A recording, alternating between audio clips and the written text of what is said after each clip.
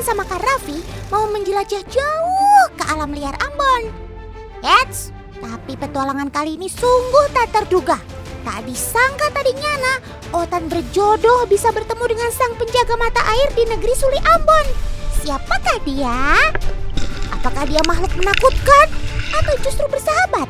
Ikuti Otan dan Kak Raffi berkelana di Rimba Ambon.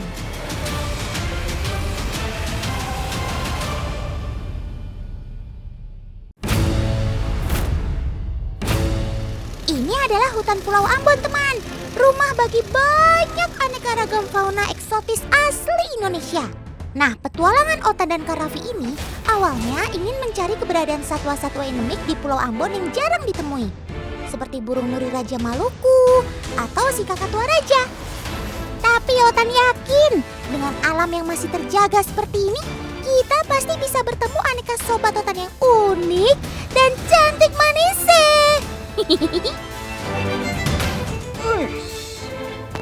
Wow. Wah, sepertinya Kak Raffi menemukan sesuatu, teman. Wah. Nih Tan, lihat Kak Raffi berhasil menangkap si kadal yang cukup lumayan langka nih Tan. Kadal apa itu, Kak?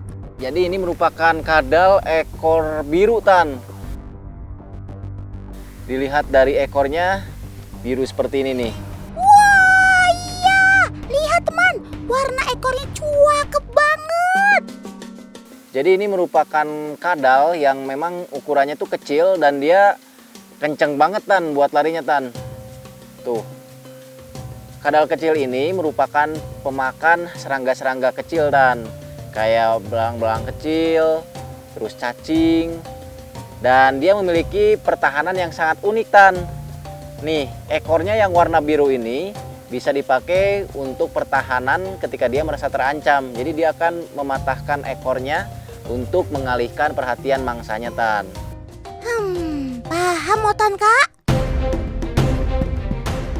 Melihat sekilas aja, warna biru ekornya ini jelas mencolok dan mencuri perhatian siapapun yang melihatnya, ya kan?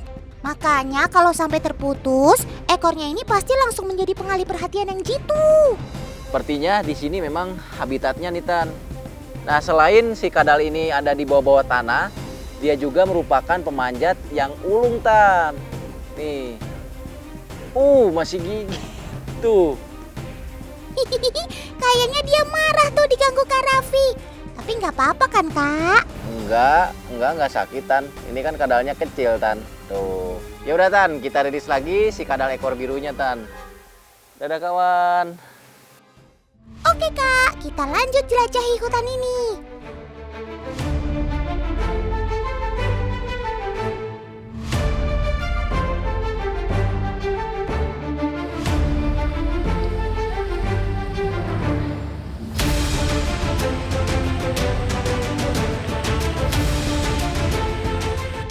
Loh, Kak Raffi ngapain sih di pohon sagu? Otan baru tahu ya. Nih. Tapi walaupun ini jenis siput, ini tuh merupakan corak yang langkanya Tan. Nih. Jadi ini merupakan siput pohon dengan cangkang yang unik nih Tan. Mana coba lihat. Masa sih langka, Kak? Kak Raffi mau ngetes Otan ya? Otan kan rajin baca. Buat teman di rumah yang baru taunya cuma bekicot dan keong mas, sini Otan bantu jelasin. Jadi teman, ternyata di seluruh dunia ada 60.000 lebih spesies siput loh. Baik siput darat, siput air, bahkan yang di lautan. Itu artinya mereka punya banyak variasi bentuk, warna, bahkan perilaku uniknya masing-masing. Nah, tapi hampir kebanyakan siput darat pasti memiliki kesamaan 3 bagian yang paling mencolok, yakni kepala, yang ada antena untuk indera peraba dan penciuman itu loh. Cangkang, yang jadi perlindungan untuk tubuhnya yang lunak. Serta otot tubuhnya, yang kalau dipegang berlendir itu loh. Oke Kak Raffi, sekarang Otan gantian ngetes nih. Lendir siput darat berbahaya nggak? Nah, si lendir ini sebetulnya tidak berbahaya juga sih Tan. Justru ini bisa dipakai buat obat nih Tan. Kalau misalnya kita mengalami luka Tan. Cakep. Betul jawaban Kak Raffi. Lendir siput bersifat anti mikroba dan anti radang, sekaligus bisa melembabkan kulit bagi manusia. Keren kan? Tapi bagi si siput sendiri, lendirnya ini ternyata berfungsi untuk menempelkan tubuhnya di segala macam bentuk permukaan loh. Gimana kalau langsung kita buktikan Kak Raffi? Oh ya udah, kita coba di atas daun ya. Apakah dia bisa langsung menempel?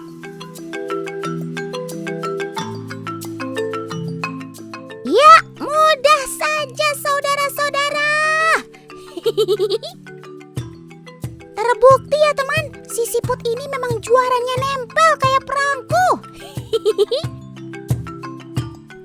Tadi kan Kak Raffi nemu siputnya di pohon sagu. Berarti dia bisa dong ya melewati pohon sagu yang berduri tajam itu? Iya bener juga sih Tan. Ya udah kita coba ya Tan. Aduh. Aduh, kena duri nih Tan nih. Waduh, malah Kak Raffi yang tertusuk duri. Ayo Kak, langsung segera dibersihkan lukanya. Kita ke sungai saja. Otan tadi lihat ada dekat sini. Aduh, ya udah Kak Raffi bersihin ya.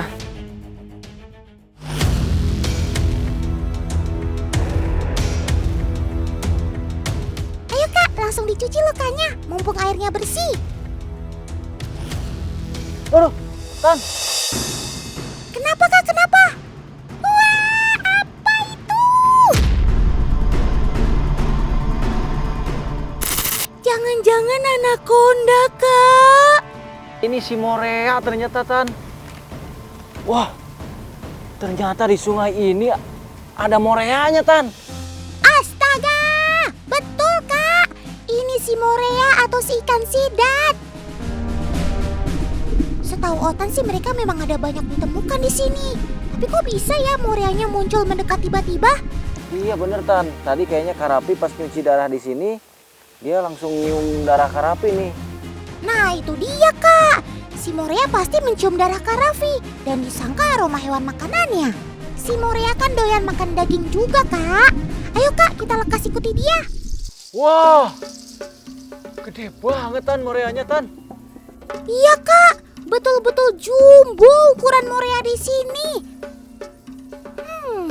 Itu artinya mereka di sini sangat lestari Kak kalau sampai bisa tumbuh sebesar itu. Tapi ngomong-ngomong, pergi kemana lagi dia? Mungkin ke sana Kak. Ya udah Tan, kita coba selidiki di jalur sungai ini ya Tan ya.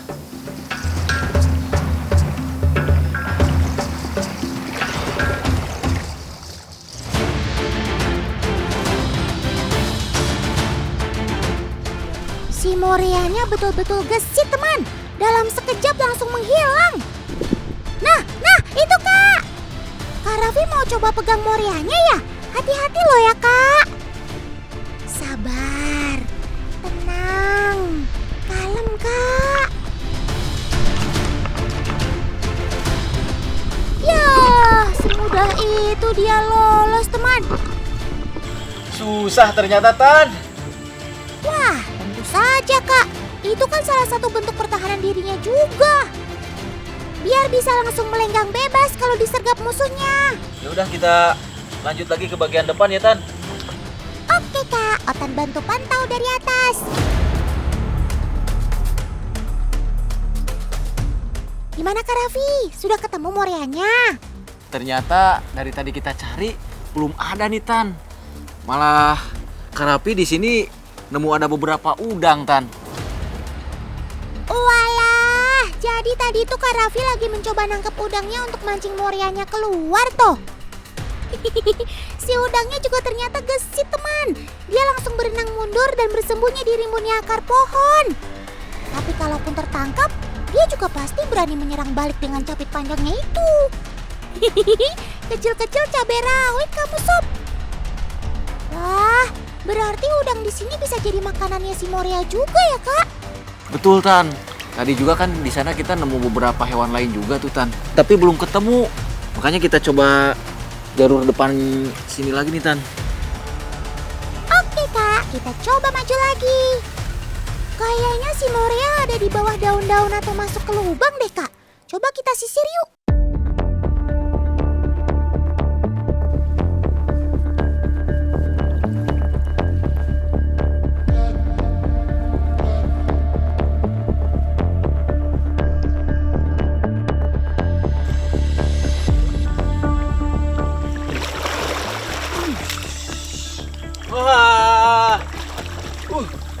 Tan, lihat nih, Kak Raffi dapat katak nih, Tan. Wah, kita malah dapat satu temuan lain, teman. Tan, nih Kak Raffi dapat katak yang ini kataknya agak aneh nih, Tan. Nih, dari coraknya aja, ini kayak bebatuan yang ada di sekitarnya nih, Tan. Tuh. Oh iya, bener, Kak. Berarti dia menyatu dengan lingkungan dia berada ya, Kak? Oh iya, buat ngehindarin para predatornya juga kelihatan ya. Tapi kalau Kak Raffi lihat-lihat, ini bentuknya agak beda nih, Tan nih. Kakinya seperti ini nih, tapi dia gak punya ini nih, Tan. Tuh, gak punya selaput buat nempel di pohon nih, Tan. Itu artinya dia memang habitatnya di air tuh, Kak. Kalau dia ada di sini, kok dia nggak dimakan Morea ya, Kak? Nah itu dia, Tan. Si Morea itu kan pemakan segala.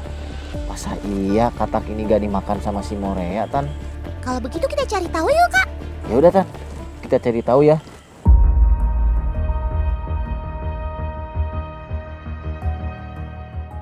Tan, sepertinya Kak Raffi harus ngelihat ke dalam air ini nih. Soalnya dari tadi Kak Raffi belum ngelihat secara jelas si Moreanya ke sebelah mana. Terus sekaligus saja Kak Raffi pengen lihat sarangnya di sebelah mana sih, Tan. Makanya kita coba lihat di pinggir-pinggirannya aja ya, Tan. Oke, Kak. Otan juga penasaran sih, kayak apa sih kehidupan aslinya si Morea ini?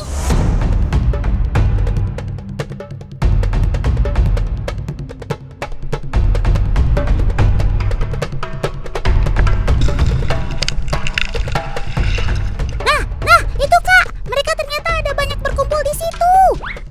Sepertinya inilah sarang para Morea ini. Tenang, Kak. Kalem. Lihat, teman. Rupanya kalau Kak Raffi mendekat dengan perlahan, si Morea terlihat bersikap bersahabat tuh. Wah, kalau begini kita jadi bisa lihat bagaimana cara dia meliukkan badannya saat berenang, kan? Betul-betul unik kamu, Sob. Ikan yang bentuknya seperti belut. Tapi kalau diperhatikan dengan seksama, mereka punya sirip yang membuatnya terlihat seperti belut bertelinga, teman. Sebagai ikan, mereka bisa ditemukan di aneka perairan, teman.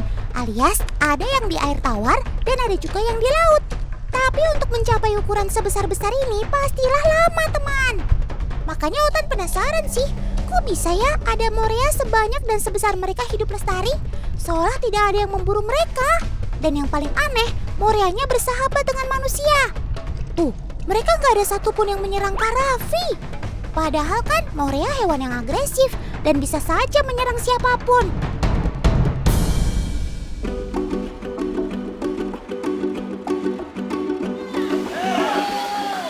Loh, Kak Raffi, Otan lihat ada ramai-ramai itu di hilir sungai. Nah, Morea-Moreanya juga pada mendekat ke orang-orang itu tuh, Kak. Coba, Kak, kita tanya anak-anak itu. Soalnya kok sepertinya mereka sudah biasa berinteraksi dengan Morea-Morea ini. Adek, di sini ada Morea kan? Ada. Nggak takut gigit? Enggak. Kenapa nggak takut digigit? Karena sudah biasa. Oh, sudah biasa. Mandi setiap hari di sini. Ya.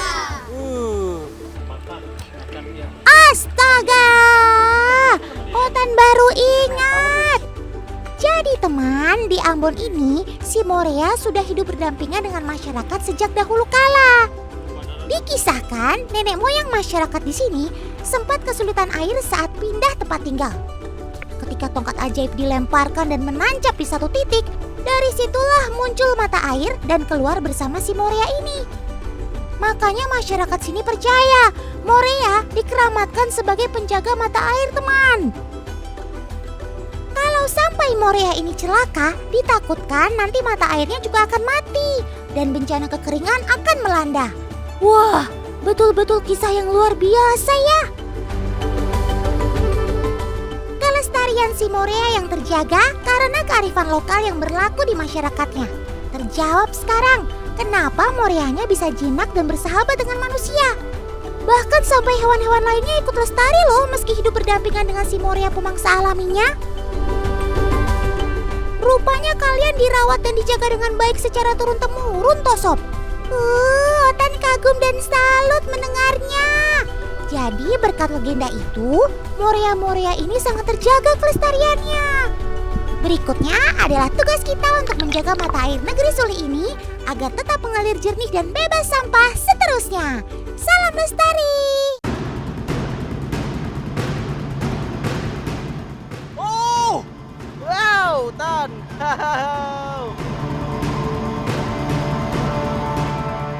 Wey, wah, Tan. Oh, wow, ih, gigit. Tan. Ah, putus, Tan. Tuh, dia mau gigit juga, Tan.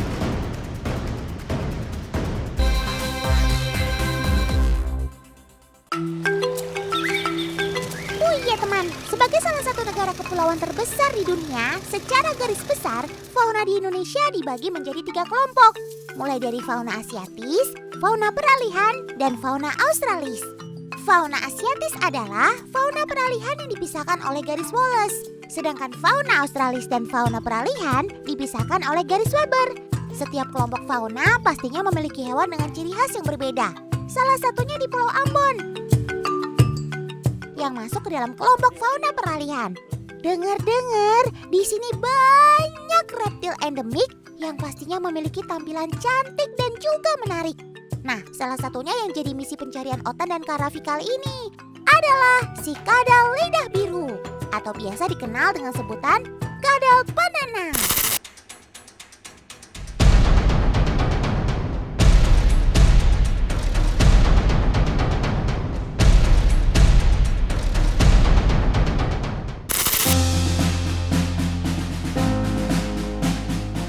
Oke Kak Raffi, kalau begitu kita mulai petualangannya.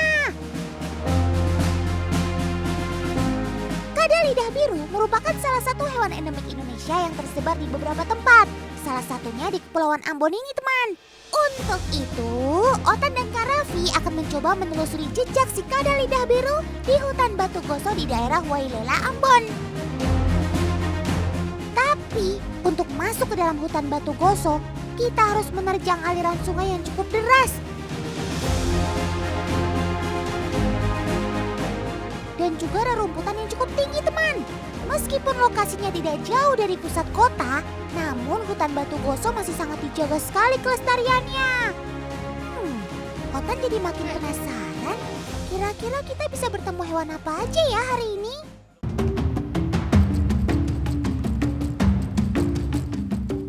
Loh, Kak Raffi mau kemana? Hati-hati, itu kan jurang. Wow. Wow, Tan. Wah, Kak Raffi dapat ular pohon nih, Tan. Ini jenis ular pohon, Tan. Tapi lihat, dia berbeda dengan ular-ular yang biasanya Kak Raffi temuin nih, Tan. Wah, itu kan si ular pohon, Dendrelaphis tristis. Beruntung sekali kita bisa melihatnya di sini, Kak. Apalagi jenis yang satu ini terbilang langka dan sulit sekali ditemukan. Jadi ciri khas ular ini, dia sangat agresif banget, Tan. Jadi ular yang tidak berbisa pun bisa agresif karena itu merupakan salah satu pertahanannya juga, Tan. Betul sekali, Kak. Dia memang tidak berbisa, tapi tetap saja dia memiliki gigi taring yang dapat melukai kita. Umumnya sih dia hidup di atas pohon atau arboreal, tapi terkadang dia juga bisa turun ke permukaan tanah untuk sekedar berpindah tempat atau mencari makan. Makanan utamanya adalah katak, kadal kecil, dan juga anak burung. Oke deh Kak, kalau begitu kita lepaskan dia kembali ke alam. Sekarang, ayo kita lanjutkan lagi petualangannya. Setelah beberapa jam menelusuri hutan Batu Goso, tanda-tanda keberadaan si kadal lidah biru ini masih belum terlihat teman. Cuaca yang berubah-ubah membuat pencarian kita menjadi lebih sulit. Apalagi ketika hujan seperti ini, pastinya banyak hewan yang akan bersembunyi untuk berteduh. Sehingga kita perlu lebih bersabar dan fokus terhadap lingkungan sekitar. Nah, Kak Raffi nemu apa lagi nih? Kok pakai mengendap-endap segala? Ternyata bukan. Oh, lihat, Tan. Hih. Karapi nyangkanya ini si soal layar nih Tan. Padahal ternyata bukan. Iyalah, itu mah kodok, Kak. Otan saja bisa melihatnya dengan jelas. Nggak akan berhasil lah, Kak, kalau mau ngeprank Otan. Otan kan lebih lihai. Wih, Tan. Kita harus mengendap-endap dulu nih Tan. Karapi nemu kadal. Tapi ini ada di atas pohon, Tan. Tapi Kak Raffi nggak akan salah lagi kan? Coba dilihat dulu baik-baik. Jangan sampai salah sasaran lagi. Oke, Karapi mau coba tangkap dulu ya, Tan.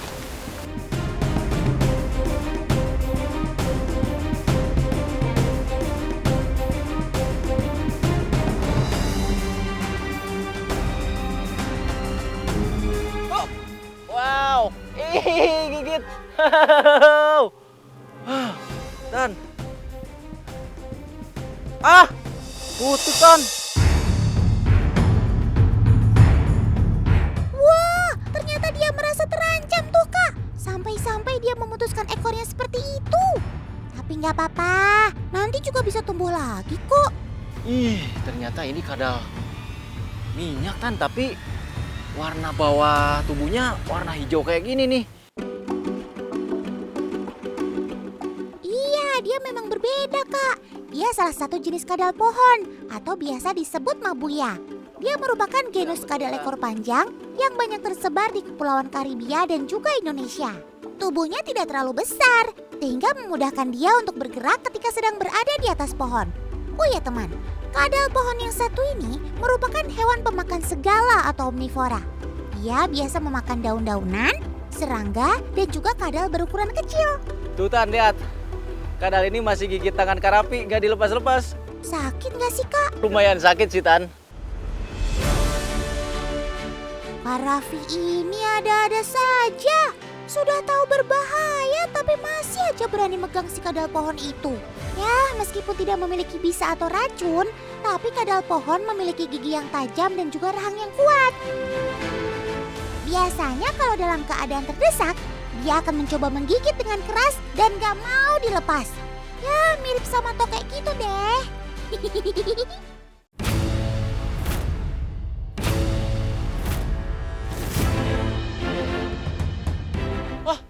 Oh, lihat Tan.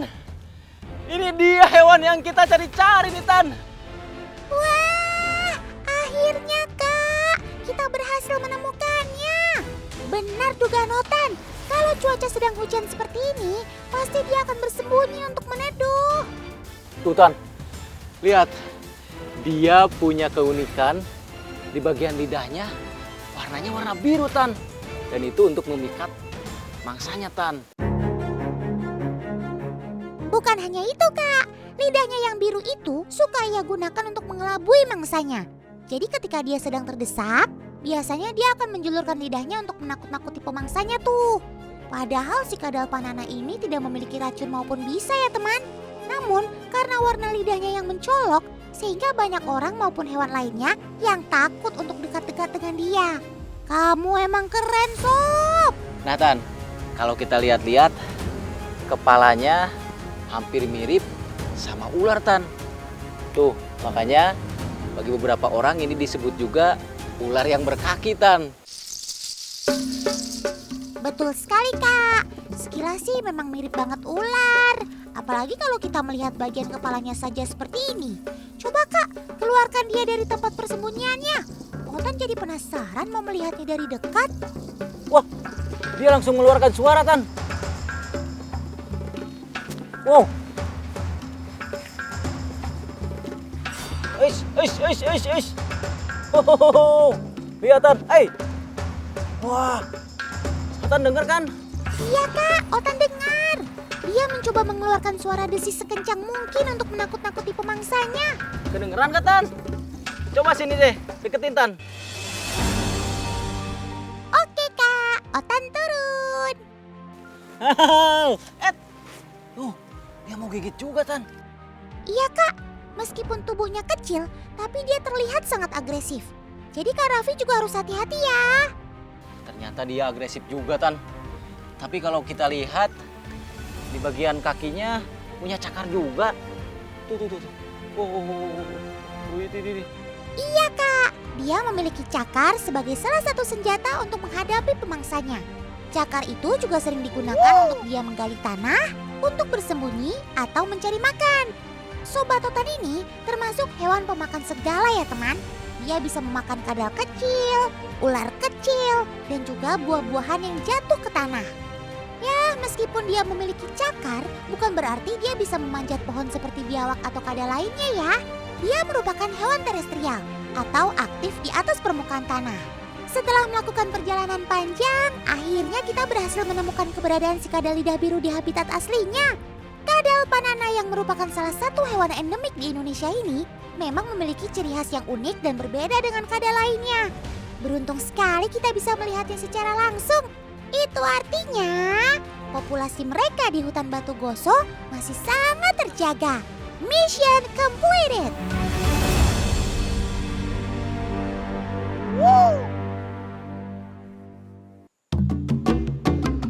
Perjalanan pun kami lanjutkan menuju ke dalam hutan Batu Goso, di mana trek yang dilalui semakin curam dengan pepohonan yang semakin rapat, sehingga kita harus tetap waspada dengan keadaan di sekitar. Kak Raffi, Apaan, Tan? Kak Raffi gak lihat sesuatu? Enggak, Tan. Apa ya? Itu tuh di samping Kak Raffi. Mana, Tan? Oh, ini, Tan. Kok dia nggak gerak sih, Tan? Masa sih Kak?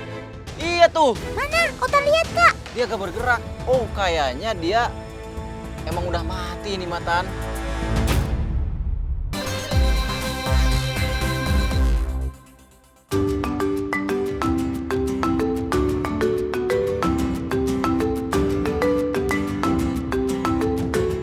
Mana Otan lihat Kak? Sepertinya mati karena cuaca ekstrim beberapa hari ini nih, Tan. Bisa jadi Kak, soalnya fase hidup kupu-kupu ini kan sangat singkat. Paling lama dia hanya mampu bertahan 2 bulan. Tapi bisa jadi karena penyebab lain Kak. Setahu Otan, ada juga Kak kupu-kupu yang membeku. Kupu-kupu kan hewan berdarah dingin. Dia akan sangat kesulitan bergerak jika suhu lingkungan turun drastis. Jadi darah si kupu-kupu ternyata mudah membeku ketimbang hewan lain teman. Infonya, kalau suhu lingkungannya sudah sedingin 12 derajat Celcius, kebanyakan kupu-kupu langsung membeku darah dan sayapnya. Sehingga dia tak bisa terbang dan jadi mematung. Sungguh malang nasibmu, Sob.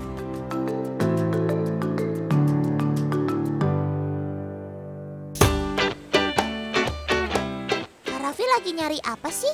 Nih, Kak Raffi lagi cari hewan-hewan yang ada di kayu-kayu lapuk kayak gini, Tan. Biasanya banyak juga penghuninya, Tan.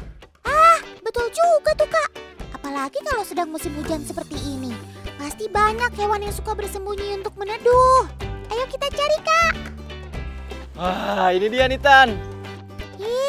Itu kan si ulat kaki 1000. Betul banget, Tan. Tapi ini coraknya beda lagi sama yang Kak Raffi biasa temuin, Tan. Dari mulai kaki sama bagian tubuhnya hitam semua, Tan. Wah, iya juga ya. Beda daripada biasanya. Hei! Wah, Tan. Ih, terlalu banyak ini, Tan.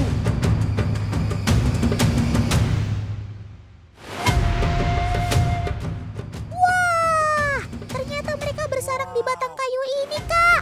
Mana jumlahnya banyak banget lagi. Emang agak lain Sobat Otan yang satu ini, Kak. Selain coraknya yang berbeda dengan yang biasanya kita lihat, kaki 1000 di Ambon ini juga biasa merambat di atas pohon dengan jumlah banyak.